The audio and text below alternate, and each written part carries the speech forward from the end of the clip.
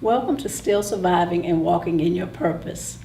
Today's guest has an amazing story of what it means to be outlasting. Please welcome to our show, Deborah Williams. Deborah, welcome. Thank you so much. So Deborah, share with our audience, who is Deborah Williams? I am a mother, I am a Christian, I am a minister, I am a therapist, I am whoever a person needs at the time that they need me. That is who I am. That is wonderful. That sounds like a lot. Yes. A lot. So tell us, share with our audience your survival story. I am originally from Jamaica. I moved here to the United States in the year 2000 to attend the University of North Florida. And when I moved here to the U.S., my story was just beginning. But for me, surviving has been a part of my life since I can remember myself. Surviving being the daughter of a notorious drug dealer in Jamaica and having to go through the loss of home and even the parts of families because of the separation, but through it all being able to still be grounded and strong, and then finding this ability to continue to go on in spite of, and living life with many people not knowing what it is that I had gone through. Coming here to the U.S. was a blessing to be able to attend university, but we came here with nothing, absolutely nothing. And we came here just because I got the scholarship to come here to school, and to build from that up was a survival in itself too.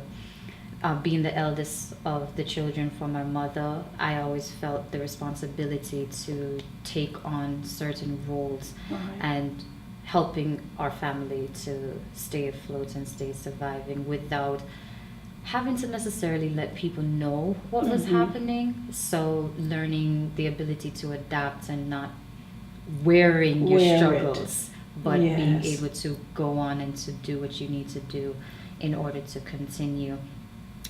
Thinking you're making the right choices, you make certain choices in life, not thinking of what could happen because you're not planning for those things to happen. But during the time, I ended up getting married and thinking I was marrying into a person that was meant for me, that I believed that was the person I was to be with, and thinking, okay, now I have the ability to start afresh. Was that after you left Jamaica? Yes, this was... How old were you when you came? I came to the States when I was 18. Okay. And it was right after graduating with my bachelor's degree that I met my then husband, and that we were going to be doing a lot of plans and work for the Lord. And the next stage was the loss of a marriage. And before the loss of the marriage was almost the loss of my life. In bringing life into the world, I almost lost my life when I had my son. So it's just different stages of learning to survive. So when I say that I outlasted, it was so many things that came into my life that should have been an ending point for me. But instead of it being an ending point, it became a new stepping stone for me to go forward. You talked about being the daughter of a drug dealer. in Jamaica. Yes. So your upbringing may have been shaped by that. And then going from that up until the time you were 18 and then coming to the States. So do you think your selection of a mate had something to do perhaps with the upbringing? Absolutely. Being raised in a household where that was a situation, the blessed thing was that I had no clue until it came out in the news after he was arrested. Oh, so boy. I didn't have to grow up in the shadow of knowing this. That. It was Right. just when he was arrested, that's when that information came out. But it did definitely shape who I looked for in a mate, because all I could think is, I want the furthest thing from that, because I saw the impacts of what it had to my family. I saw the impact of what it had on me as a young lady growing up. I saw the impact that it had on my mother and what a marriage looked like to me. I said I would not have that happen to me or to my children. So it definitely shaped who I looked for in a mate. And I believed when I made the decision that it was the best decision at the time.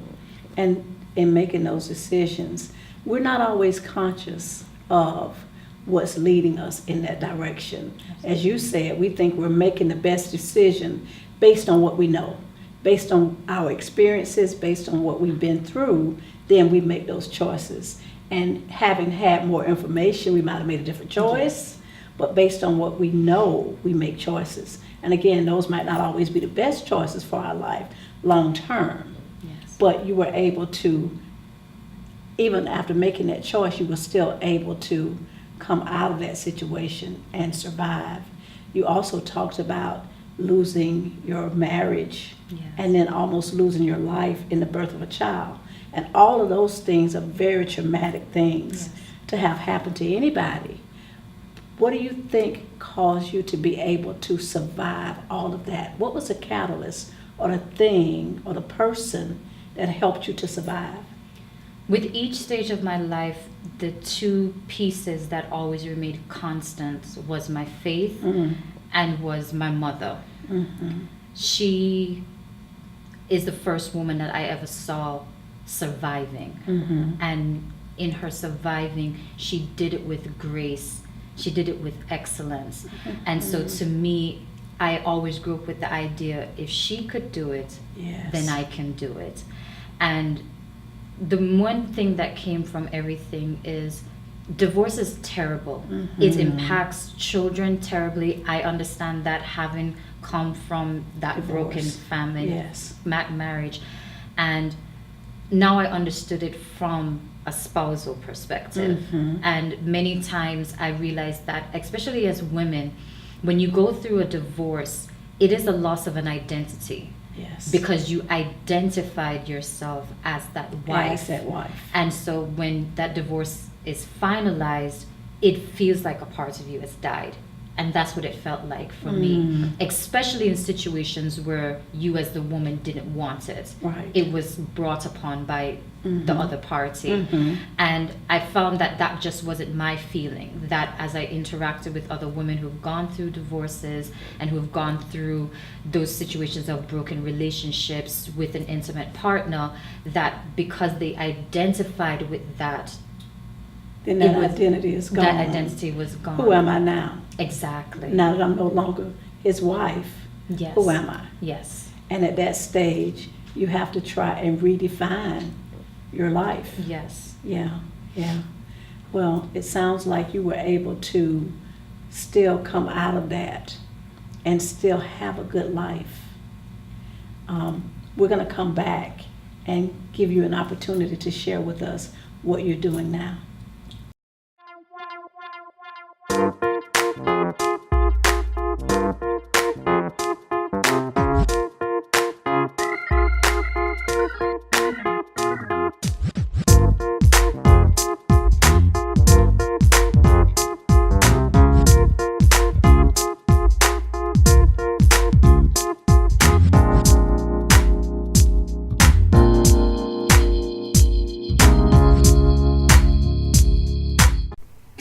your wardrobe with fabulous pieces from Sensei Fashion's beauty studio. We carry an exceptional selection of today's fashion in a variety of sizes. One-stop shop for all of your beauty needs. Hair, makeup, couture fashion, and personal styling services. We're conveniently located minutes from I-10 in the West Side Plaza at 5808 Normandy Boulevard, Suite 16. Welcome back to our show. Deborah, please tell us, why was it important for you to share your story now? With everything that has gone on in my life, the one thing that I noticed is people always feel that they're alone in their struggle. And I felt that way when I was going through. And by opening up, I realized there are others who have gone through, and they sometimes just need to know that they are not alone in their struggle, and we can share with each other what has helped us to get to the points that we are. You know, I'm a firm believer that the things that we go through and survive, those things are not for us. Those things are for us to use as a testimony to help someone else, because somebody else is going through the exact same or similar circumstances as yourself. And they don't know that they can survive. They don't know that they can have a better life on the other side. So by sharing your story, it is helping someone else. And it's also helping to create empathy in the minds of others. Yes. You know, we are sometimes so judgmental because we don't know the story. But if you begin to understand some of the things that people have been through, it can help you to be empathetic to someone else. So thank you so much for sharing your story with us. So Deborah, tell us, what is next for Deborah? What are you doing now? What do you have going on?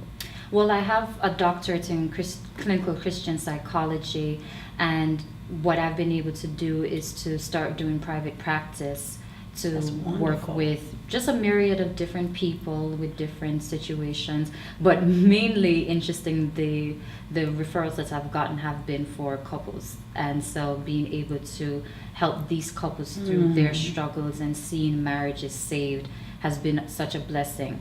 I've also been able to start a ministry called Mended Hearts Ministries, where we focus on people who come in with broken hearts or broken situations and helping them to heal, because we shouldn't be ashamed of our scars. Our scars are reminders of where we come from, and being able to share that with others. So that's why I specifically called it Mended Hearts Ministries, because just as Jesus had the scars to show us where he came from, we can use our scars to help build other people. And that's the value of experiences. Yes. Because when you talk to people, that sometimes they don't understand. If you've not been where I've been, you can't relate. But when you can say to someone, I know how you feel, because I felt that. I know where you've been because I've been there. I know what you've been through because I was there. People can relate to what's real and what's genuine. And it's those experiences that God uses to help others. And I believe that that's why, and I know he doesn't cause things to happen in our lives, but for whatever reason, he allows those things to happen.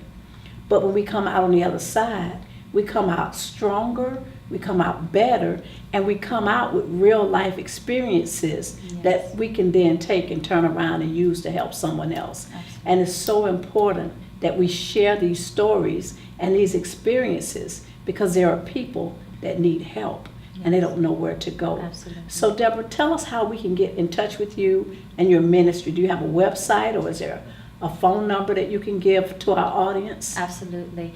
To get in contact with me, you can call 904-570-9079. That will reach both to me for counseling services as well as to our ministry. And just to connect with what you're saying, the word says in Revelations that we overcome the enemy by the blood of the Lamb and the word of our testimony. So the testimony is necessary. If these things didn't happen in my life, I wouldn't be the woman, the mother, the minister, and the counselor that I am today. Yes. So although it hurts, and I would never wish this on my On worst anybody. enemy. Yes. It was necessary. And the Bible also says that all things All work together things. for good to those who love God. And so I just thank God every day that though I hate the process, I thank you for the result, The and for results. the destination, because it has made me who I am today. Deborah, what a powerful testimony. Thank you. And I'm so grateful to hear that you are using those experiences in ministry. That's what we've been called to do. Deborah, thank you so much Thank for you sharing so your much, story with Gigi. our audience. We know that it's going to bless someone. Thank you. God bless you. God bless you. Next, we're going to hear from life coach LaRonda Howard. What is going on, champions?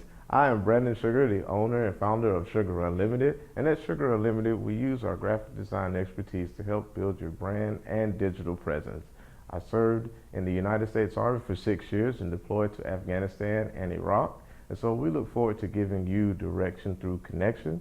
If this is you, kindly contact us at 931-220-5685 or kindly log on to brandonsugar.com. Welcome back to our show. We are here with my We Are Women in Business sister, Christian life coach, LaRonda Howard. LaRonda, welcome to our show. Thank you, Coach Gigi. LaRonda, after listening to Deborah's story, she had an amazing story Yes. of just the ability to survive, going through many different trials. As a life coach, and I know you've seen some of these things, what would be your take on her story? Wow, she did have an incredible story. I can personally relate as someone that is divorced with a little one, a toddler. So it hit home for me as she was talking about her story, and helping other individuals. As you know, as a coach yourself, that we're helping people get unstuck. It is a process, Yes. and so we just hold their hand and walk them through those processes as they're making those steps forward in life. So that's what I would tell, it just one step at a time, and it is a process. One of the things that she said was that she found out that there were lots of other women that have gone through the same or similar circumstances, but that they felt like they were alone. Yes, And that's the power of sharing a story. definitely. Lots of times we live in silos Yes. where we feel isolated and we feel like we're the only one. That's it. But in sharing the story, we realize that there are things that we all have in common. A lot of the same emotions, a lot of the same feelings that we share that we can use to help each other, to help one another. And that's the value of coaching, Yes. because it helps people to understand that they're not alone, Yes, that very we much have so. commonalities. Yes. And as we begin to share with others, the good thing is that we don't look like what we've been through on the outside. But because we don't look like what we've been through, others don't know Until we tell them. until we share Yes, our stories with very them. true. So it's really powerful that she is willing to share her story in order to help someone else. Yes. It's wonderful to know that there are people that are willing to share their story. And, lots of times those stories are very painful, very difficult to have gone through, and even difficult to rehash in talking about it all over again, because it puts you right back in that place.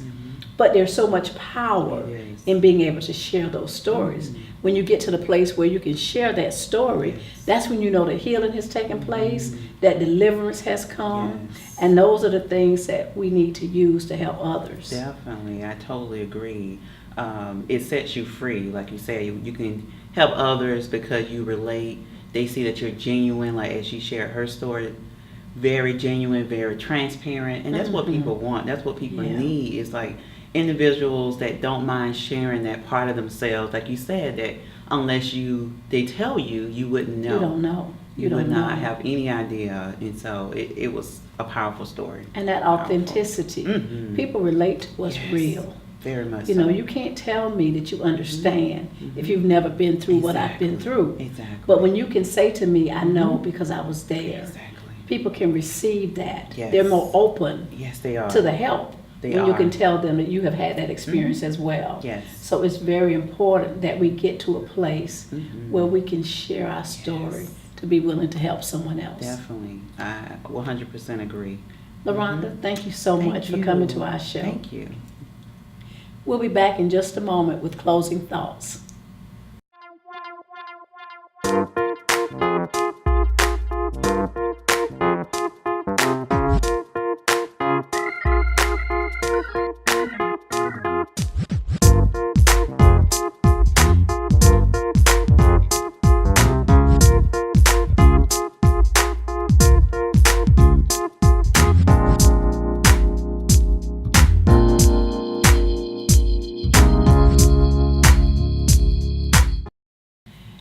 In listening to Deborah's story, it is important to remember that there are millions and millions of survival stories out there. In sharing her story, she was able to allow people to have a glimpse into what her life was like and how she was able to go through the things that she went through and come out on the other side stronger and better.